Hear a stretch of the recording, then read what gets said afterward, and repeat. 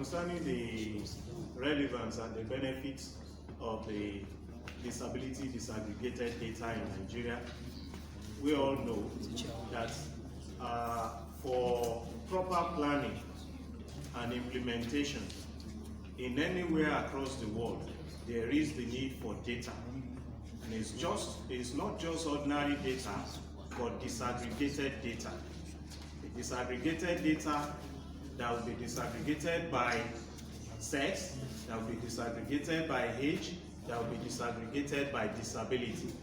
And this time around, we are talking about a disability disaggregated data that will be able to show certain levels of aggregation in terms of maybe unemployment. For instance, during various recruitment exercises in Nigeria, the National Disability Act stipulates that persons with disabilities must have 5%. 5? Yes, 5% of every employment opportunities in Nigeria. But the problem has always been that every time that we talk about the issue of employment opportunities for persons with disabilities and that the 5% quota is being mentioned, I'm just making this as an example. There is this usual question that is being asked, that how many persons with disabilities do we have that are unemployed? Simply because we do not have the data. Even the Nigerian government do not have the data readily available. That is on one side. During the period of COVID-19, there are a lot of palliative measures that were put in place by the government, but the government that is supposed to give us a readily available disability disaggregated data, they are also the one that will keep on asking us where are our data, so that they will be able to know where to take the palliatives to, what to do, who and who is entitled to this and that. Okay, take for instance also on electoral process. Every now and then, INEC will tell us that they don't know where to take the braille ballot paper to, because there is no data stipulating where you can find persons with visual impairment. So in all of this, you will realize that it is important for us to have disability disaggregated data before we can plan effectively for persons with disabilities. That is one.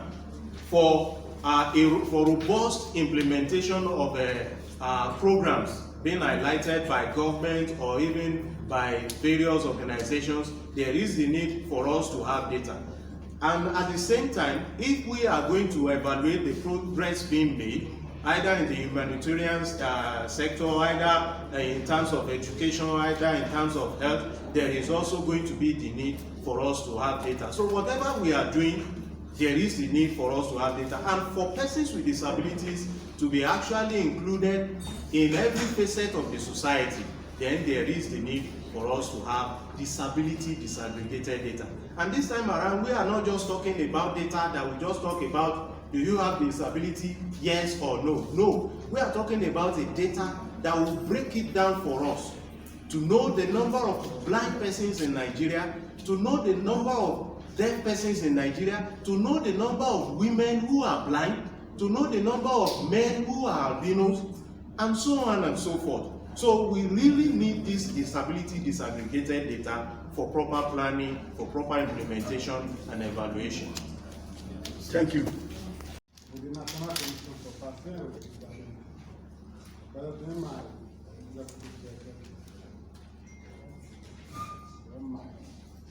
Well, we want to conclude once again this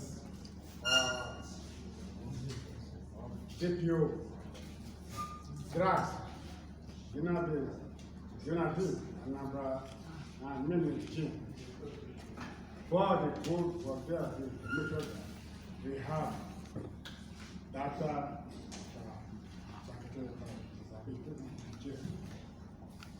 as the Commission for Persons with Disabilities, we will work hand to ensure that this comes into good because we need this data To plan, without knowing, have planned that we think progress to happen.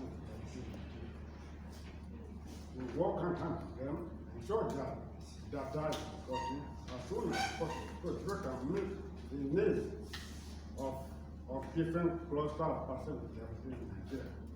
Please, we may have no reason for do not relent. Just know that the commission is behind it and following our work. Sure. Very soon, we will change the involving persons with disability. Thank you. Thank you. We have question.